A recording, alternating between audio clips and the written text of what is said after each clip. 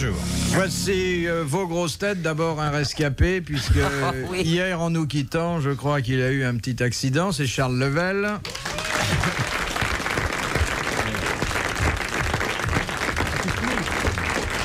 C'est-à-dire que dans la proue du vaisseau RTL, il y a un montant métallique qui dépasse et vous vous êtes un peu endommagé le cuir chevelu. Exactement. Il devait y avoir beaucoup de sang pour que 24 heures après, il y en ait encore. Il a pas compris chez lui. C'est les 24 heures du sang. Ah, j'aime bien, moi, le sang, ça m'excite, ça me réveille. T'es content? T'en veux un peu? Non, mais ça me réveille toujours. Bah, avec les boudins que vous connaissez, vous devez être content. Remarque, comme tu l'as dans le dos, l'impression que t'as été dans un restaurant puis que le garçon a laissé tomber un plat en sauce sur ton dos. On croirait que j'ai été bouffé dans un McDonald's, exactement. On sait pas d'ailleurs si c'est du sang ou du ketchup, on voit pas bien. Je vais vous dire. C'est du sang. Quand ça vieillit, ça brunit le sang. À ce moment-là, on se demande peu si c'est du sang. Alors, pour soutenir Charles Level dans sa convalescence, son bâton de vieillesse, un vieux praticien, vieux généraliste, Eh oui. Sim.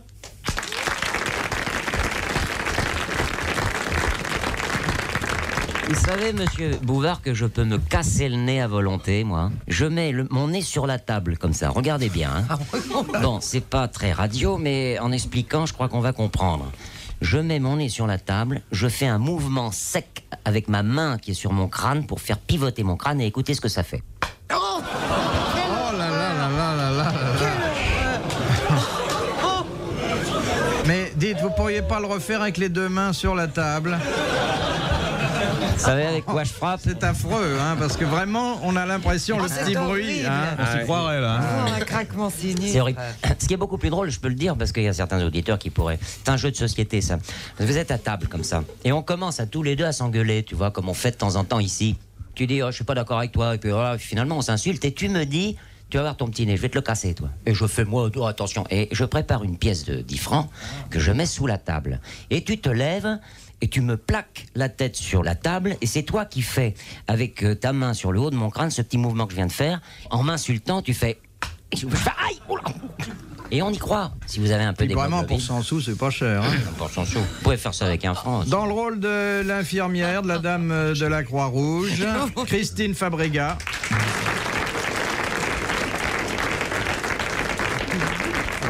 Ah, il s'en va pour l'autopsie, mais il revient tout de suite. On va l'empailler. Et le rôle du médecin-major sera tenu par Olivier de Kersauzon.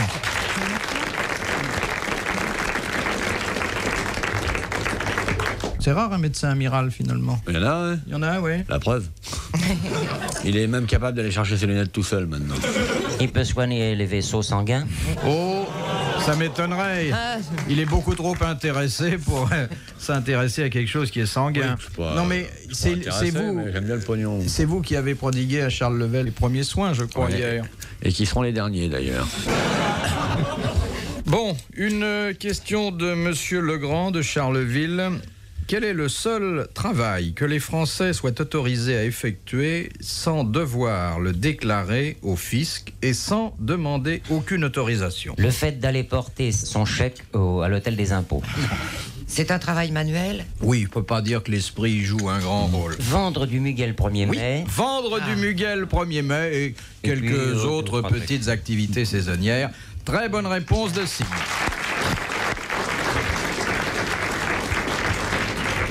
Par contre, vendre du muguet à Noël, il faut demander l'autorisation. là. On va essayer. Vous avez déjà vendu du muguet? Moi, je me suis vendu, moi. Dans un cornet. Avec les clochettes et tout. Non, j'ai jamais vendu de muguet. Mais vous avez fait du petit métier, sûrement. Oh, plein, j'ai fabriqué des objets liturgiques, des goupillons. Fabriqué des cierges, des catafalques, des trucs, les sacs qui fument, là, les trucs des curés, là. Les encensoirs. Les encensoirs. Les sacs qui fument. sacs qui Les sacs qui fument. J'adorais ça quand j'étais enfant de cœur. Moi, je faisais des moulinets comme ça, tu sais. On foutait de la fumée partout, c'était génial. C'est amusant les petits métiers que les gens ont fait en début et qui n'ont rien à voir avec leur vraie profession. Heureusement pour eux d'ailleurs. Oui, c'est vrai. Qu'est-ce que vous avez fait vous, Moi, au j'étais début plieuse de bretzel. Ah oui. Il n'y a pas de mort de saison. Hein. Non, jamais. Et après les bretzels, qu'est-ce que vous avez plié? Plus rien. Et vous, monsieur Level? Non, j'ai pas vraiment fait de petit métier, non. J'étais un petit peu journaliste avant de commencer à faire des chansons. Ah bah c'est un petit métier ça, journaliste. Hein Oui, oui. Voilà, j'ai commencé comme ça. Et l'amiral, qu'est-ce qu'il a fait l'amiral? Ah bah il a élevé les cochons. Ouais. Mais oui. J'ai travaillé à RTL. Oui, mais là c'est vraiment quand ça allait très mal. Hein. Ouais. Ma bonne période de ma vie. Ouais. J'ai vendu des machines à coudre portatives. Je sais pas si ça existe encore, ça s'appelle Elna. Il y a une chose, c'est que je faisais le clown, j'étais Auguste, le samedi et le dimanche. Et pendant la semaine, j'allais faire du porte-à-porte avec mes machines et avec mon partenaire qui faisait le clown blanc.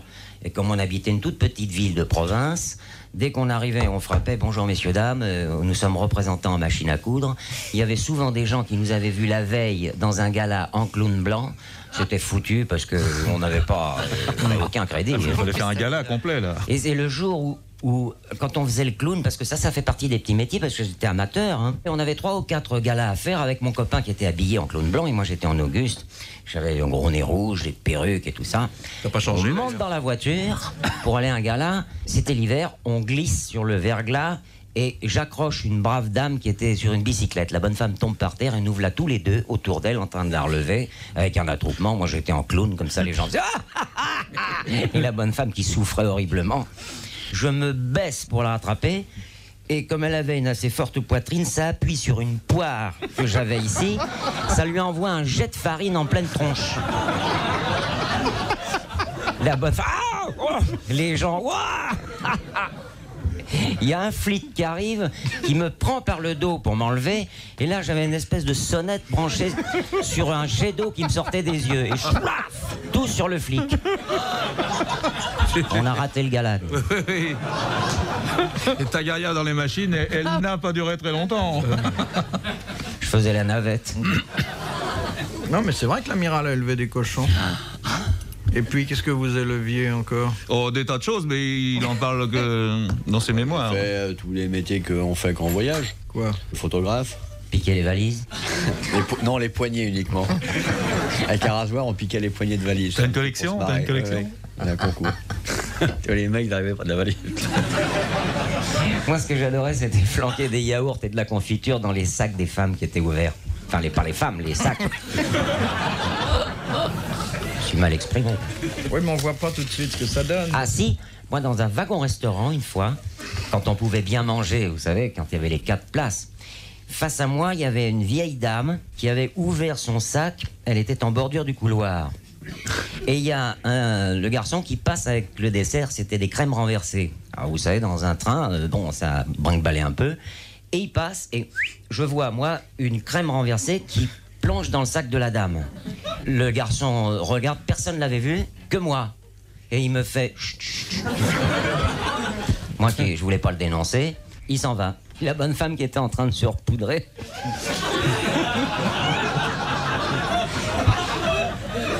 Elle met sa houppette dans le truc comme ça, elle met le poudrier dans la crème renversée et elle referme le sac. Et au moment où elle a voulu payer l'addition, elle a ouvert le sac, elle a plongé le truc, elle est sortie avec une main bardée de crème et elle a fait... Ah, elle s'est mise à secouer tout ça, on était repeint en jaune pointillé. Ah, vous avez une vie amusante, hein? Faut provoquer le rire. Une journée sans rire est une journée perdue. Poil au nez. Philippe Bouvard sur RTL, 4h, 4h30, les grosses têtes dans la nuit des temps. Alors, amiral, photographe, et puis quoi encore? Docker. Ah, mais Je j'ai travaillais avec le fils de Johnny Westmuller à San Francisco. Il avait une technique pour faire tomber les caisses. Quand on avait un container, ou à l'époque c'était les Asahi Pentax, les appareils de photo. Il faut faire tomber les caisses sur le biais, comme ça l'expert arrive, il voit qu'il y a la moitié du matériel cassé, mais le haut est pas cassé. Il n'y a que le bas, il y a que... Et puis comme ça on avait tous des appareils, tout. On avait une bonne technique. J'ai fait RTL, j'étais employé chez Madame RTL. Employé à la discussion courtoise chez Madame RTL. Alors tous les jours on allait chez Madame RTL. Je crois que vous étiez nourri à l'époque d'ailleurs. Hein? Oh ouais, on avait un goûter avec elle. Machin, oui. Alors, On lui parlait, elle se marrait, elle nous donnait un peu de pognon. C'était l'époque de misère, ça. Après, j'étais infirmier. Où? Les pauvres. Sur la chaise. En Afrique, ça. Travailler On au passe noir. vite d'infirmier au grade de médecin. Hein. Le tout, c'est d'arriver avec la première bagnole. C'est le premier qui arrive dans le village qui est le médecin. Comme infirmier, je vous vois pas. Oh, c'est pas dur, hein. Il suffit de dire au mec d'arrêter de gueuler, qu'il a pas mal, que c'est... De quoi on se plaint la vette et tout, c'est ça qu'il faut faire. Parfois, c'est un peu écœurant si c'est des accidents graves et tout, mais surtout si on peut rien faire. Moi, j'ai vu un docker une fois qui était en train de casser la croûte au milieu des caisses, comme ça. Il avait un petit appareil de chauffage, un petit gaz, quoi, une sorte de Tito Landi, hein, c'est l'ancien machin. Il était là comme ça. Il y avait une gamelle et il y a un copain qui passe. Alors sous la caisse, il y avait marqué dynamite. Et le copain lui dit qu'est-ce que tu manges à midi? Et l'autre, tu fais oh, je vais me faire sauter quelques patates. Bon, mais il y a des gens qui ont commencé docker qui ont bien fini, hein. Yves Montand, par exemple, il a commencé. Non. Ça s'ignorait.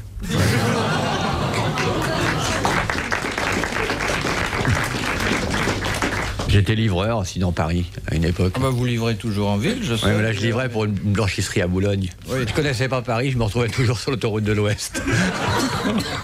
C'est comme ça que vous avez retrouvé la mer. Toujours, hein. Je me paumais à chaque fois l'autoroute de l'Ouest. Bon, voici une question à 1000 francs, et avec Télé 7 jours. Question de monsieur Montessuie d'Orthez, déjà cité, mais mérite une seconde chance. À quoi servir le 15 août 1804 le trône de Dagobert et les boucliers de Duguesclin et de Bayard? Ou sacre de Napoléon? Non. Une cérémonie qui n'était pas le sacre, puisque ça a précédé le sacre, qui a eu lieu en décembre 1804. Oui. Pas un mariage? Ouais. Non. Son enterrement? Ah non, parce que ça a été après le sacre, ça, oui, l'enterrement de Napoléon. 1804. Il s'est fait sacrer avant, pardon. Et c'était une cérémonie à laquelle, présidée par Bonaparte à l'époque? Eh bien, oui, il était encore pour quelques mois. Bonaparte, consul, il était premier consul à vie déjà. Et c'était à Notre-Dame de Paris? Ça a eu lieu au camp de Boulogne. Au camp de Boulogne. C'était un camp tranché où il y avait une partie de l'armée. Ça a été une fort belle cérémonie. C'était la première du genre.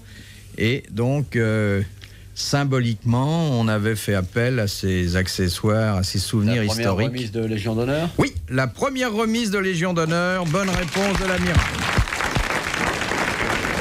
Donc, Bonaparte était assis sur le trône de Dagobert et les décorations avaient été déposées dans les boucliers de Duguesclin. Il a commencé par se l'accrocher lui-même. C'était accroché d'ailleurs après. La première, il se l'est mise à lui-même. Comme d'ailleurs 6 mois plus tard, il devait prendre la couronne et se la mettre tout seul. C'est l'inventeur du self-service. Ouais, ça c'est très dur. Il détestait être aidé pour s'habiller. Ouais. Vous êtes décoré, vous, amiral? J'ai déjà dit oui, je ne vous dirai pas de quoi. Stronger in the night. Oh, il y a un tas de médailles bidons. Non. Si je portais des costumes, j'aurais l'impression d'avoir la boutonnière. La rangée de bananes. Décorée, oui. Mais il y a un mérite maritime, non? Oui. Oh, il doit avoir la commémorative d'Algérie. Ouais, pourquoi pas de 14-18 Non. Bah t'as fait l'Algérie dans la Royale, non? J'ai pas fait l'Algérie. Ah bon? T'as fait quoi alors? Mais je ne parlerai pas de mes décorations. Madame RTL ne veut pas que j'en parle. N'est-ce pas, Madame RTL? Non, j'en Mais parle. là, maintenant, comme vous avez eu la grippe, on va vous donner la médaille des épidémies, non? Ouais, si vous voulez. À partir de combien de naufrages on a un ruban dans votre spécialité? Il n'y a pas de ruban pour les naufrages. Ceux qui sauvent les gens, on leur donne des médailles. Hein. Ouais, La médaille médaille de de la sauvetage, mer. par contre. Ah, la Ça médaille existe. de sauvetage, oui. Ça existe, c'est pas donné à n'importe quel trou du cul. Vous avez sauvé des gens? Je n'en parlerai pas, ma modestie m'empêche de parler de tout ça. Vous savez, je n'aime pas beaucoup parler de ce que je suis réellement, que je trouve formidable d'ailleurs. Et que je ne veux pas en parler. Jette un voile pudique.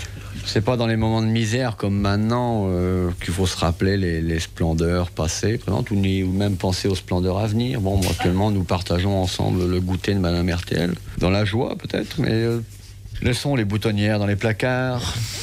Mein petit amour. Et vous, Philippe, tiens, puisqu'on en est. Vous en là. avez? Vous en avez, vous, des décorations, non? Pas beaucoup. Non. Pas beaucoup. On en a tous un peu.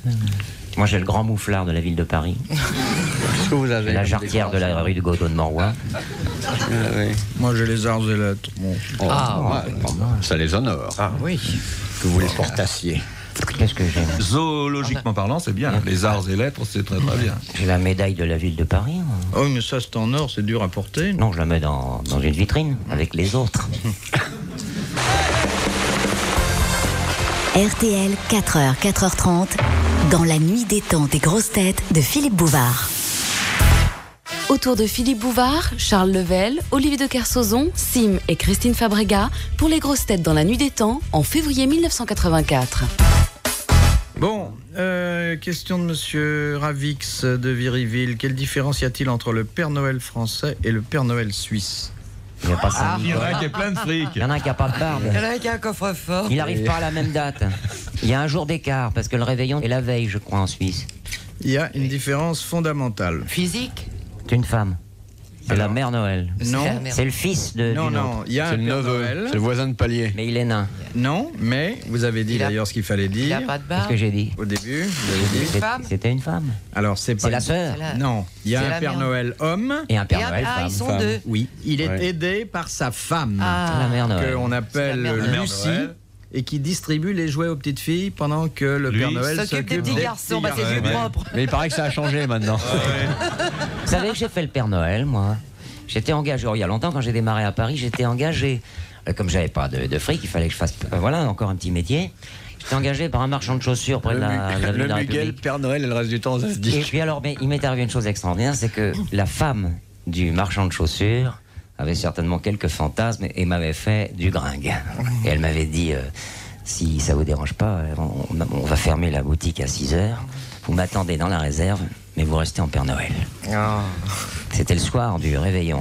Hein. Alors, je vais dans la réserve et j'attends. Il ferme la porte et puis elle vient me retrouver. Elle vous met des guirlandes Oui. Et là, Il lui a montré ses jouets. et là, il se passe ce que vous pensez. Et on entend du bruit. Il fait « Oh, c'est mon mari !» Et la voilà qui s'en va. Et puis, évidemment, comme le mari était là, ils ont été obligés de fermer la... Alors, je me suis trouvé coincé dans la réserve, habillé en Père Noël parce que mes fringues étaient autre part. Et je suis sorti par une espèce de vasistas. Il était La cheminée. aux environs de minuit. J'étais habillé en Père Noël et je suis descendu par une gouttière parce que ça donnait au premier étage devant deux clochards qui me regardaient. Il y en a un qui fait « Oh, dis donc Albert, oh, une nuit comme ça, on devrait pas forcer sur le 12 degrés. »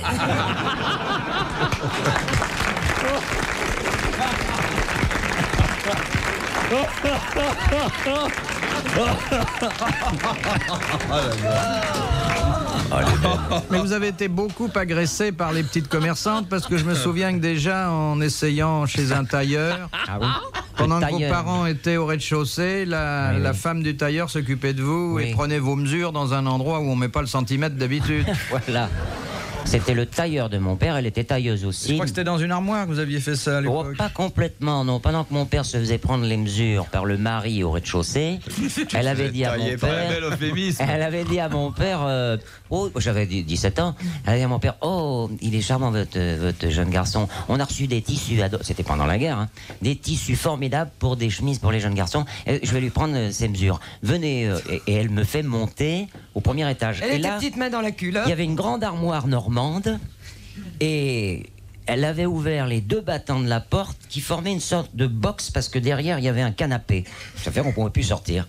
Alors elle me dit tenez-moi parce que les coupons sont au dernier étage. Alors elle montait sur la première étagère et là elle a fait un petit faux mouvement. Paf, on est tombé sur le sofa et là. Qu'est-ce que tu entends par Là elle m'a pris mes mesures. Hein.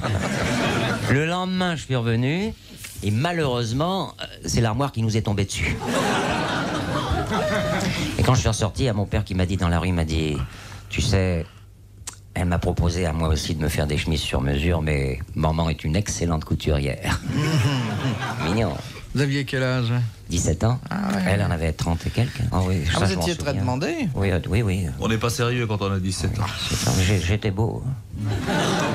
Il n'y a pas de... hein. Enfin, tu me prêteras tes costumes, hein, parce que moi, je crois que je vais me déguiser en Père Vous savez, Noël. en dédicaçant mon bouquin, dernièrement, il y a une bonne femme qui me regarde et qui me dit « Oh, je vous ai connu il y a 20 ans.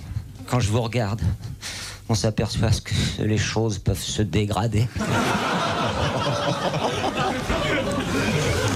J'en ai vu une autre qui est venue me trouver. Alors celle-là, je l'avais connue bien. Je devais avoir 20 ans et puis j'avais une petite aventure avec elle. Maintenant, c'est une dame qui a à peu près 58 ans, 60 ans. Elle me dit, vous avez marqué dans votre bouquin que j'ai eu une aventure avec vous. Mon mari le savait pas, mes enfants, tout ça. Et elle me présente son petit-fils. Son petit-fils qui vient... Dis bonjour à Monsieur Sim.